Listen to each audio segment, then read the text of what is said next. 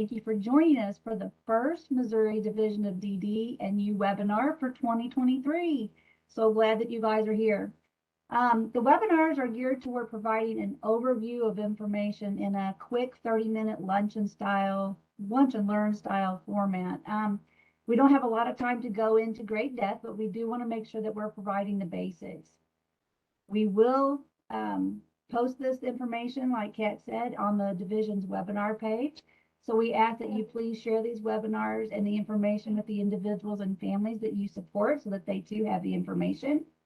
And again, if they can't participate live, we can always go back and direct them to the webinar page where they can review the information when it's convenient for them.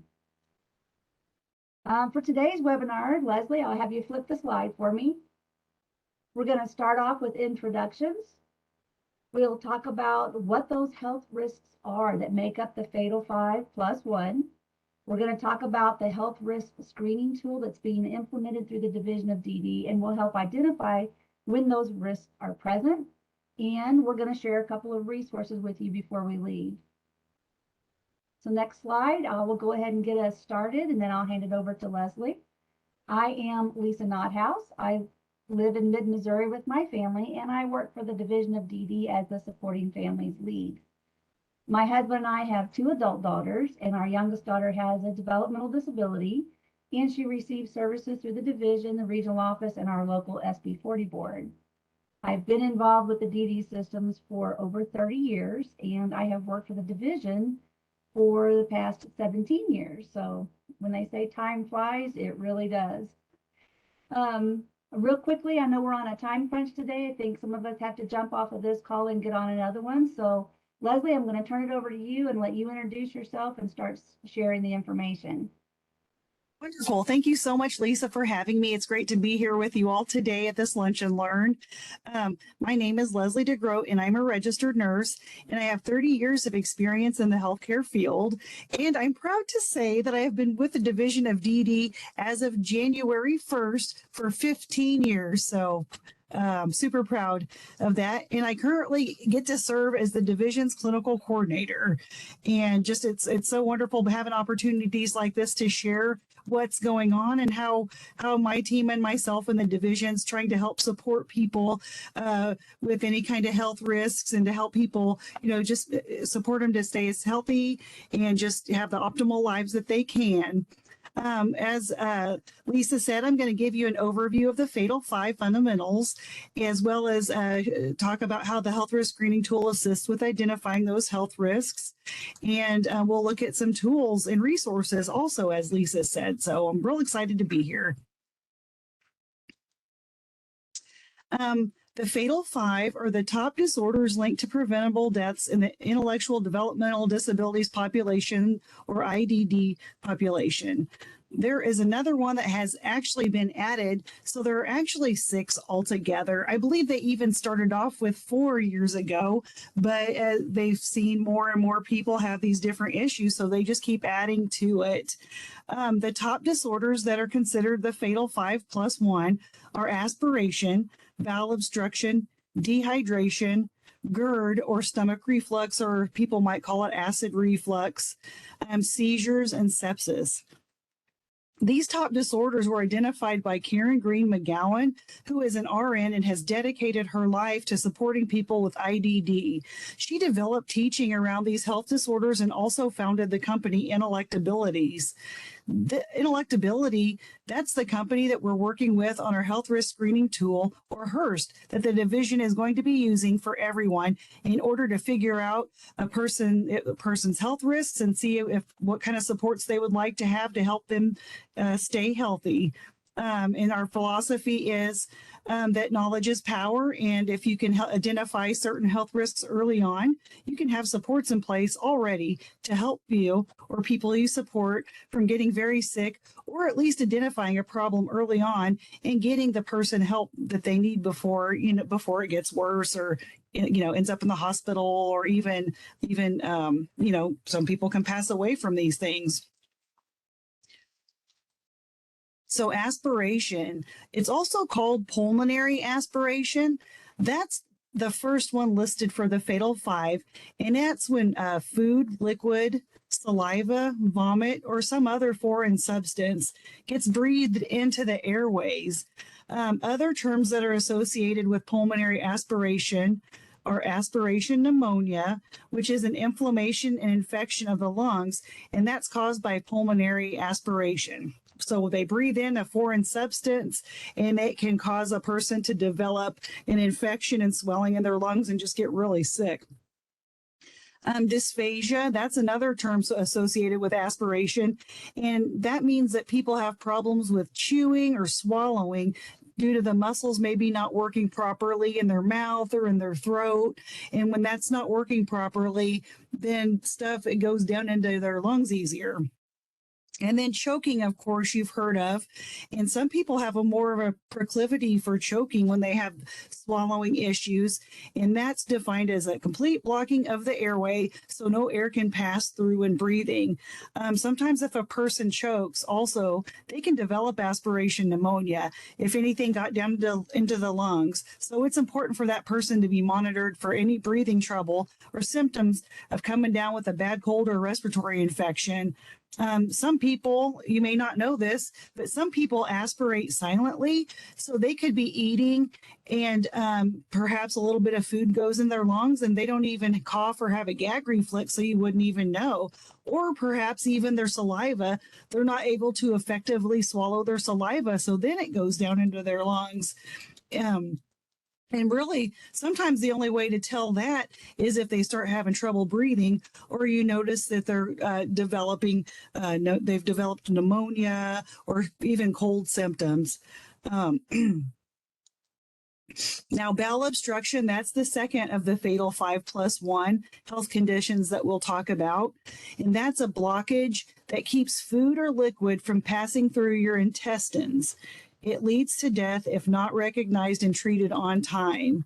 One common cause of bowel obstruction in the IDD population is impacted feces, or, their bowel movement or stool. It just doesn't go out. They get really constipated. A lot of people suffer with constipation and are on many meds, and it's just so important to help keep their bowels moving so that doesn't occur. So that puts people at a higher risk. And then constipation, you guys, I'm sure already know it, but how they define it, how it's defined medically, it's infrequent bowel movements or bowel movements that are dry or hard in consistency or small in size. And then that leads to painful and difficult passage of stool. So even if a person does have a bowel movement, if it's not very much or very hard to get out or difficult, that is considered constipation and they may want to be looked at. Dehydration, that's defined as a harmful reduction in the amount of water in the body. Dehydration is a common problem experienced by people with intellectual and developmental disabilities. A person may not be able to tell someone with words that they are thirsty or be able to get up and get a drink by themselves. Dehydration can range from mild to severe and contributes to other health problems such as medication toxicity, kidney problems, and seizures, and constipation too. If drinking plenty of fluids is one of the things we encourage people to do if they are constipated or have that problem. This dehydration, believe it or not, is a condition that can easily be overlooked, and it can be life-threatening.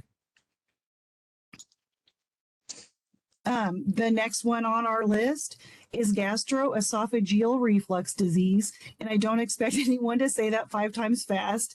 I like to just say GERD, or sometimes people call it gastric reflux, acid indigestion, or chronic heartburn. It is a digestive disorder that affects the ring of muscle between the esophagus and stomach. So it's like the little gate between the esophagus and stomach. And sometimes people, they're born with it not working properly, or different things can affect it to where it just doesn't work properly. And whatever is in the stomach will flow back into the esophagus. And that could be food, fluid, or stomach acid. And that can be very uncomfortable. And what could occur is the stomach contents that flow up, if they're laying flat, it could go right back down into their lungs and cause problems that way. Some people have what is called a hiatal hernia, and that's a condition in which the upper part of your stomach bulges through an opening in that muscle. You have a muscle under your, right in between the base of your lungs, and that helps keep acid from coming up into your esophagus as well.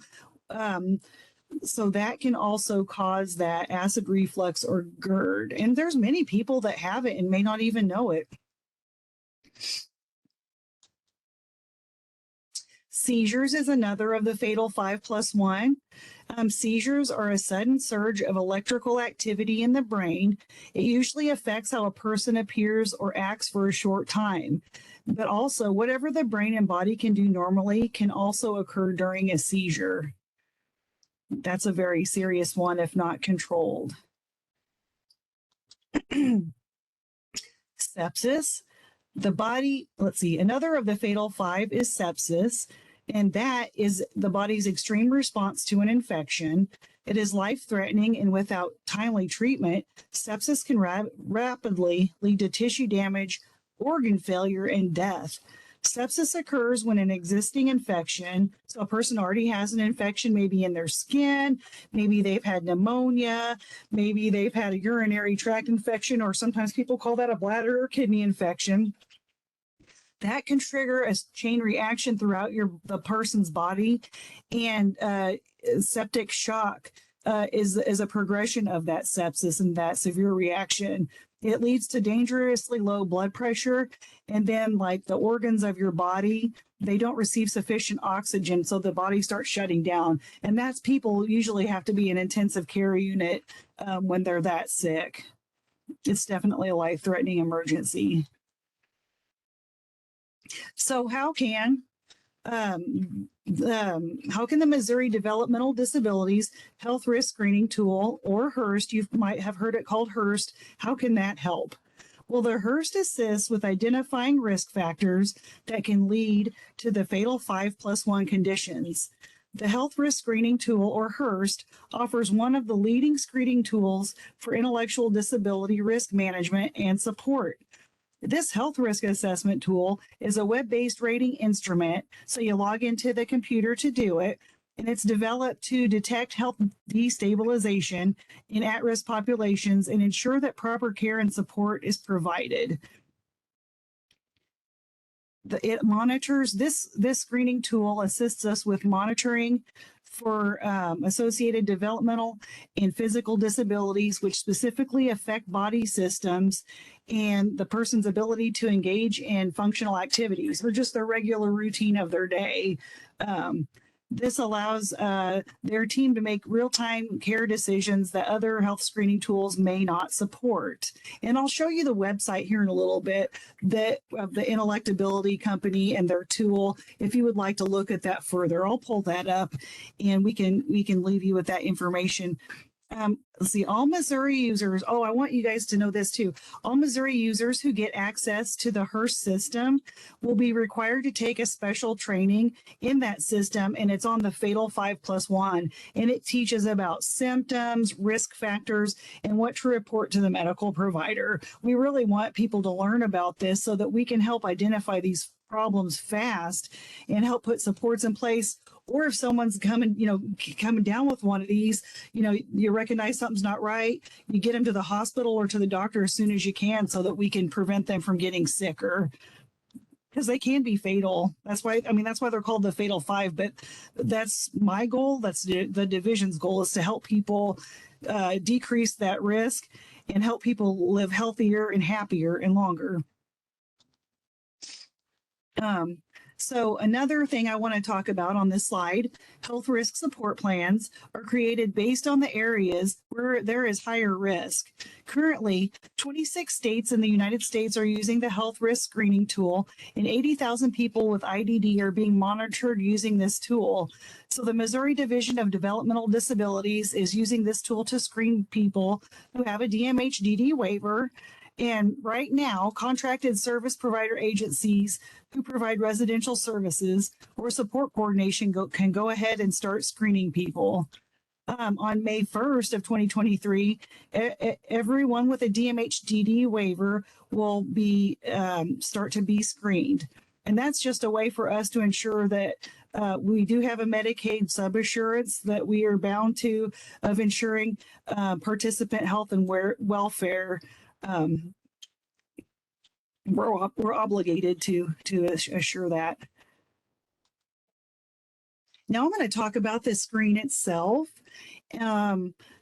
And also at the end of this, I'll leave I'll show you the website that talks about it, and also an email address. If you have questions, please reach out to that email box. Besides during our meeting today, but please afterward, you're more than welcome to send an email, and me and my team will answer that and get you information on this. So this slide here shows it's a listing of the standardized categories and rating items for the health risk screening tool, or HRST. The rating items were identified as areas where health risk and destabilization are likely to occur, especially in vulnerable populations. The score from each item indicates a degree of risk and provides an individualized snapshot of the heightened risk for the person, so that any planning and support planning and action strategies can be implemented. But it is a team effort, I want to say. A person will be assisting with the rating, but that individual and their caregiver, their family, whomever knows them well and is important to them, will be involved in this. Under functional status, you see that first one right there, things like eating, walking, and toileting are reviewed for support needs. Under behaviors, things like self-abuse, aggression, or any behavior supports, including medications, are reviewed for support needs. Under the physiological category, that has to do with like your digestive system, and that includes swallowing, your stomach, your intestines. It also includes seizures, skin, nutrition, and then any treatments that a person may have that does pose some risk to them, like self-catheterization or self-urinary catheterization does have risk for infection. So that's considered kind of a high-risk treatment there. The fourth category is safety, and that has to do with injury and falls. And then the fifth category has to do with a person has to have, like if they see medical specialists, if they have follow-up from hospitalizations and emergency room visits, or even if they do go to the hospital or emergency room, that's considered a heightened risk. Some people may not even have a lot of risk in these areas, and that's okay. It will provide a baseline for how the person is doing, so that if maybe in the future that person might need other supports, it can be demonstrated by this tool how their support needs have changed, and also help identify those needs. After the screen is complete, the system will assign a level of risk for the person screened. Level 1 and 2, as you can see on this slide, are people who don't have much risk or low risk. Level 3 and 4, they're people with moderate or high moderate risk. These are people who may have underlying health or behavioral conditions that you don't maybe really notice, but they can definitely cause that person to destabilize, especially if they come down with it like another illness, or they get injured accidentally. Maybe certain things not monitored by the doctor, like blood work for a chronic condition, might be brought out there to where it brings the team's attention to that. Level 5 and level 6 are high and highest risk. Those are people that probably already have noted health or behavioral supports, but the screen could help identify perhaps other support needs that could help the person overall and help them stabilize or stay stable. It just depends on their situation, because it is individualized per person. It's not cookie cutter. Everyone is an individual, and that's our goal too, is to respect people's individuality and personal what's good for them, and for what's good for them, not just fit them in a box. There are other key elements of the HRST, or health risk screening tool, that I'd like to also bring up. And that is, as I kind of mentioned a minute ago, it establishes a health baseline, and it allows the person's health status to be monitored. It also assists with transition planning and continuity of care, should the person's support needs change over time. It also shows the person's support team, which includes the person, the individual themselves, the caregiver, family, whomever is important to them, and their support team. It shows what health-related support needs that person might have. That, like I said, it's individual to that person. And just because something's recommended in the health risk screening tool and the support's brought up, it's tailored to that person. It also enhances the individual service plan development, or the ISP. There are many goals for this, which is to keep people healthy, hopefully keep them out of the hospital, decrease premature death, and just help people to live in their preferred setting and get the supports that they need to be able to live their best lives. And I have information. Yes, I can. Here is information right here on this screen, and I can take you actually to the page and actually kind of talk to you about what to expect. I'll go ahead and talk about what to expect right now. For people who have the comprehensive waiver, or they have the nurse that comes and sees them monthly, that nurse will meet with the individual and a direct support professional that knows them well. And it could be a family member as well, or whomever's important to that person. And during their ISP, or their individual support plan planning month, they will sit down together and the nurse will ask questions about how they eat and different things like that. And then they complete it. The questions have, I don't want to say ideology. I can't think of the right word, but it's built in like some kind of an intelligence built into it, to where it populates a question based on how the previous ones answered. And that's how it comes up with a score. So that's what that will look like. People who have non-residential waiver services, your support coordinator will reach out to you and schedule a time to where they can be the one that answers the questions, but definitely with the input of the caregiver and the individual supported, and just whomever else, if you want someone else in there to help answer the questions. And I can show you, let me stop sharing just for a second, maybe. I'm trying to figure this out here. I'll push escape.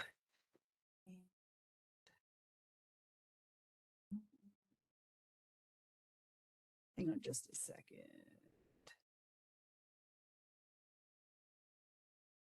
I apologize. I had it pulled up on a different screen. Might be right here. Okay, here we go. I wanted to point this out to you.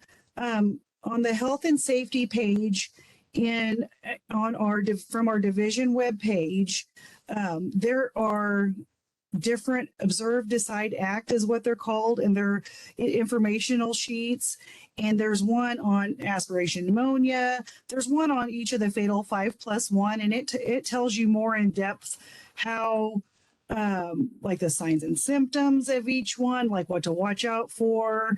And then it also talks about actions you can take as far as things you might bring up to the primary care provider or doctor, things of that nature. And it talks about risk factors as well. And there's also like stuff about winter weather and just different other ones. But we do have the fatal 5+1 here. I wanted to point that out to you. And then our Missouri health risk screening tool page is right here. Here, there's an overview document that talks about the process. You just click that link. We have frequently asked questions that we've gathered from other webinars that we've had and answered them there. This tab right here is information for individuals and families. And they're 2 short videos, and they talk about the health risk screening tool. So those might be beneficial to watch as well, to get an idea of what that looks like. Here we have for the different service providers who onboard, they can go here. So a provider agency can go here and watch a recorded webinar and know how to get started. Because like I said, right now it's voluntary to go ahead and start screening people. But starting May, people will start being screened when it comes to their ISP planning month. And as you guys may remember, I had mentioned the health risk support plans. If a person scores higher in certain risk areas, either the nurse, if they're residential, will meet again with that individual, the direct support professional that knows them well, and then whomever that the individual wants to be present. And they'll talk about different support options that they can enact for that person to help keep them healthy. And just they'll kind of talk about it as a team and see what works best for that person. And it's the same thing for support coordinators with non-residential waiver participants. They'll after the screening tool is submitted, they'll meet with the individual caregiver or family, whomever is important to that individual, and talk about different support options that that person could have and put it in their plan. And it's just to really just help bring forth knowledge on different health aspects and different supports that could be needed. It's not a it's just really to just help people out there, like I said, live healthier, have those supports in place so they can live healthier and they're just their optimal best life. But it is individualized for the people out there. And there was one more thing. Hang on a second here. If I can get to it. Okay, I want to move it. I've got a thing in my way. You guys can't see it. Okay, there we go. This is the Inelectability. That's the company that created HRST, and it talks about the screening tool here. It gives a lot of information about it. It talks about other states that are using it. Here's also a video that you can watch that talks about it. And as I said, 26 other states are using this tool to screen people for risk and to put supports in place. So this kind of talks a little bit about it all through here. And this company has other things like person-centered training and different things of that nature, which you may or may not be interested in. But as a division, we're definitely interested in moving forward with being more person-centered, individualizing things for people, and then just making sure that we're doing the best that we can, providing the best supports that we can. But you can't do that without knowledge and information. So that's where this comes in. And it looks like we only have about 2 minutes until we are complete. I'm going to pull up the slides again. Thank you for bearing with me on my clunkiness. Okay, hang on. Let me get to the. Sorry if I'm making you guys dizzy. I apologize. Okay, there's that page there with the different emails. And please email at moddhurstproject@dmh.mo.gov for questions. And I'm not sure that we really have time for questions at this juncture. I apologize, but we do welcome them in our mailbox. That's a lot of great information, Leslie. Thank you so much for coming on board and sharing that with us. You and I have talked before on different things, and we've talked about the Fatal 5. And, I think you mentioned back in the day, it used to be the Fatal 4, and they've added to it as they've discovered these other health risks. And as a mom of somebody who has a developmental